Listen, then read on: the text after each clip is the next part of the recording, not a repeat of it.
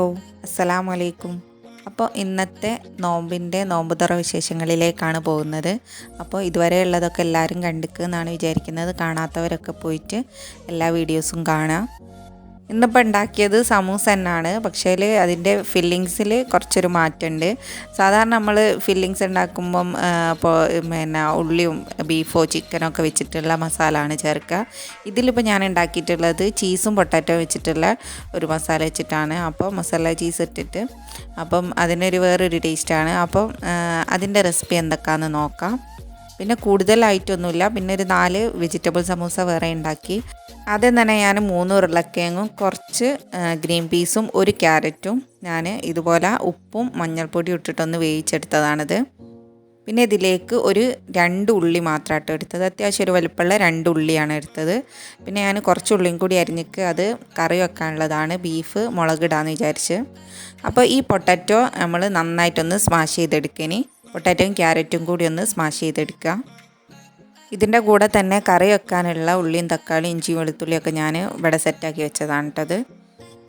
അപ്പം ആദ്യം ഞാൻ കറി വെക്കാൻ കുക്കറിലേക്ക് വെക്കുകയാണ്. എന്നിട്ട് പൊട്ടാറ്റോവും ബാക്കി കാര്യങ്ങളൊക്കെ ചെയ്യാമല്ലോ. അപ്പം കുറച്ചും കൂടെ ഒരു സമയം നമുക്ക് ലാഭിക്കാമല്ലോ. അതുകൊണ്ട് ഞാൻ ആദ്യം തന്നെ ബീഫ് കറി വെക്കാൻ വേണ്ടിയിട്ട് അതിന് ശേഷം ഈ ഉരുളക്കിഴങ്ങ് നല്ലോണം ഉടച്ചെടുത്ത് നല്ല സ്മൂത്താക്കിയിട്ടെടുത്ത് പിന്നെ ഇതിലേക്ക് ഇനി കൂടുതലായിട്ട് വേണ്ടതെന്ന് പറഞ്ഞാൽ മസാല ഉണ്ടാക്കാൻ വേണ്ടിയിട്ട് ആ ഉള്ളിയിലേക്ക് പച്ചമുളകും കറിവേപ്പിലയും മല്ലിയിലയും ആണ് ഇതിലേക്ക് ചേർക്കുന്നത്. പിന്നെ കുറച്ച് നമ്മളെ മൊസറല്ല ചീസ് നല്ലോണം ഒന്ന് ഗ്രേറ്റ് ചെയ്തെടുക്കുക. അതും ഒന്ന് മാറ്റി വെക്കുക. നമുക്ക് ഈ ഉള്ളി ഒന്ന് വാട്ടിയെടുക്കണം. അതിന് കുറച്ച് വെളിച്ചെണ്ണയിലേക്ക് ഇഞ്ചിയും ഉള്ളി അരിഞ്ഞതും കൂടി ചേർത്തിട്ട് ഒന്ന് മിക്സ് ചെയ്ത് കൊടുക്കുക. പിന്നെ ഇതിലേക്ക് കൂടുതൽ മസാലകളൊന്നും ചേർക്കുന്നില്ല. ഗരം മസാലയും കുരുമുളക് പൊടിയും മാത്രമാണ് ചേർക്കുന്നത്. കുറച്ച് ഉപ്പും ഗരം മസാലയും കുരുമുളക് പൊടിയും ചേർത്തെടുക്കാം. അതൊന്ന് വഴന്നതിന് ശേഷം അതിലേക്ക് മല്ലിയിലയും കറിവേപ്പിലയും കൂടി ചേർത്ത് കൊടുക്കുക. പച്ചമുളകും നമ്മൾ അരിഞ്ഞിട്ട പച്ചമുളകും കൂടി ചേർത്ത് കൊടുക്കുക. എന്നിട്ട് നല്ലപോലെ ഒന്ന് മിക്സ് ചെയ്തിട്ട് മാറ്റി വെക്കുക. അതിനുശേഷം ഈ മസാല നേരത്തെ നമ്മൾ എടുത്ത് വെച്ചിരിക്കുന്ന പൊട്ടാറ്റോ അല്ലേ അതിലേക്ക് ഇട്ടെടുത്തിട്ട് നല്ലപോലെ ഇതെല്ലാം കൂടി നന്നായിട്ടൊന്ന് മിക്സ് ചെയ്തെടുക്കുക. പട്ടാണിയും ഉരുളക്കിഴങ്ങും ഈ മസാലയും ക്യാരറ്റും എല്ലാം കൂടെ ഒന്ന് നല്ലപോലെ ഒന്ന് മിക്സ് ചെയ്തെടുക്കുക.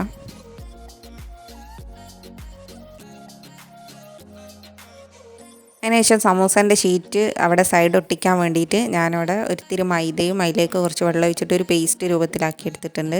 എന്നിട്ട് നമ്മൾ ഈ ഗ്രേറ്റ് ചെയ്ത് വെച്ചിരിക്കുന്ന ഈ ചീസ് എടുത്തിട്ട് ഇതിലേക്ക് ചേർത്ത് കൊടുക്കുക. എന്നിട്ട് സാധാ പോലെ തന്നെ സമൂസ ഫില്ല് ചെയ്തെടുക്കുക. പിന്നെ നമ്മൾ വെജിറ്റബിൾ സമൂസ ഉണ്ടാക്കി കേട്ടോ. അത് ഞാനിതിൽ കാണിച്ചില്ല. അതൊരു 5 എണ്ണമാണ് ഉണ്ടാക്കിയത്.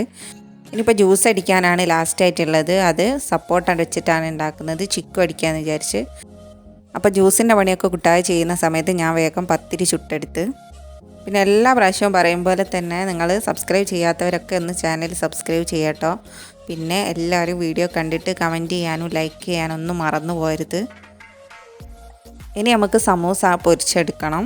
കറി ഞാൻ നേരത്തെ ഉണ്ടാക്കിനും ബീഫ് മുളകിട്ട്. ഇനി സമൂസ പൊരിച്ചെടുക്കുന്ന പണിയാണുള്ളത്. അപ്പം സമൂസയും കൂടെ ഒന്ന് പൊരിച്ചെടുക്കാം.